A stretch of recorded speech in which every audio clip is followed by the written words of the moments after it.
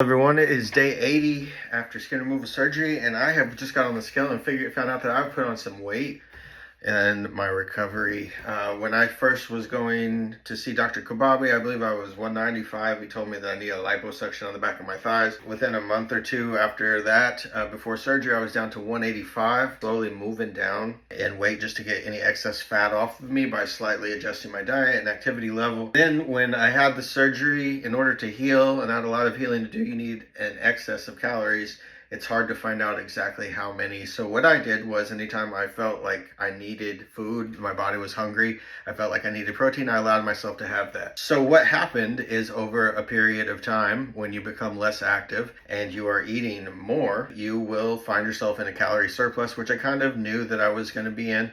I mean, obviously it made sense, but I wasn't really doing anything to stop myself from doing that because I thought that the priority should be on healing rather than trying to maintain weight or cut weight. I obviously didn't want to cut weight at that time. That would just slow down my healing. So with all that said, I stepped on the scale. My last weight that I got was 190 and my weight this morning was 204.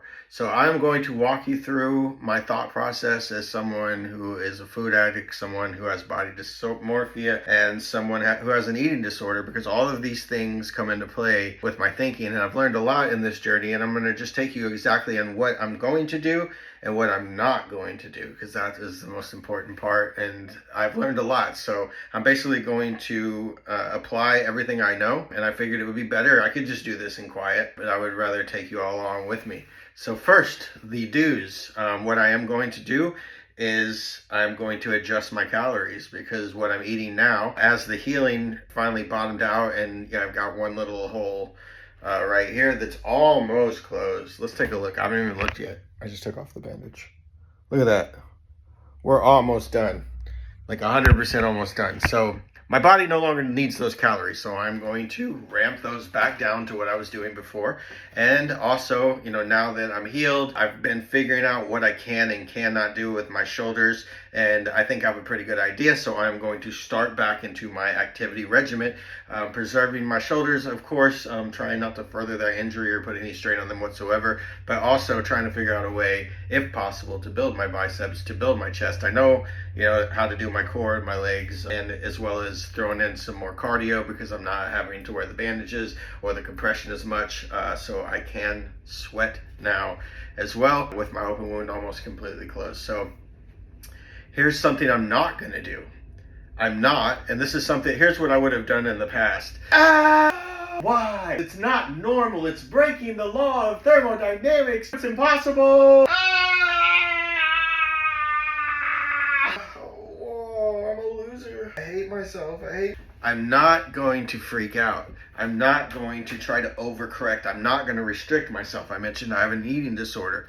My immediate go-to, and I'm sure a lot of you have this same inclination, is to just restrict. We got to get that weight off as fast as we can. I'm going to show you the difference between that and a measured approach, because that we've all done. And the weight comes off, the weight goes on, the weight comes off, the weight goes on.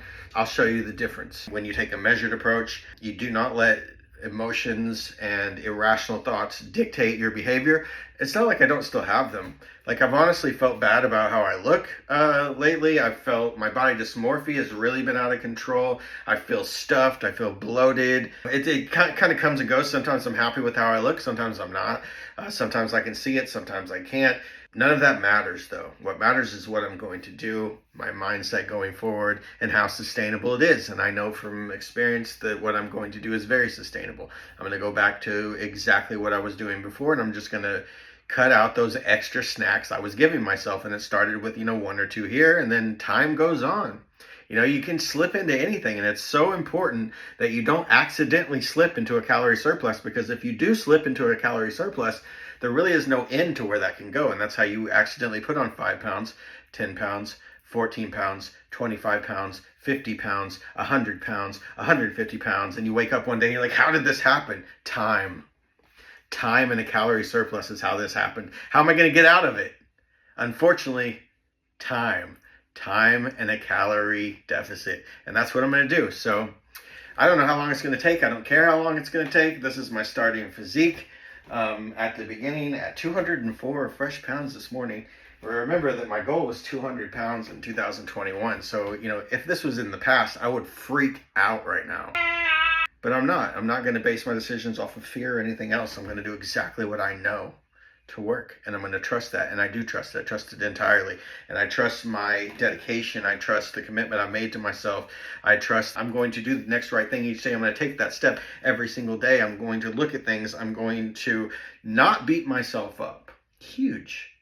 And just look at it. Very matter of fact. What am I going to do? What am I going to change? And I already know. So now it's just the process of doing it, which means I completely let myself off the hook for beating myself up, for freaking out, all of those things. Do I still have those thoughts? All the time. And that's where I practice smacking them away. Smack, smack. They don't go unchallenged. They don't get to stay. Oh, you're a loser. You're going to gain back all your weight. Shh. I know exactly what to do, and I'm not. So, yeah.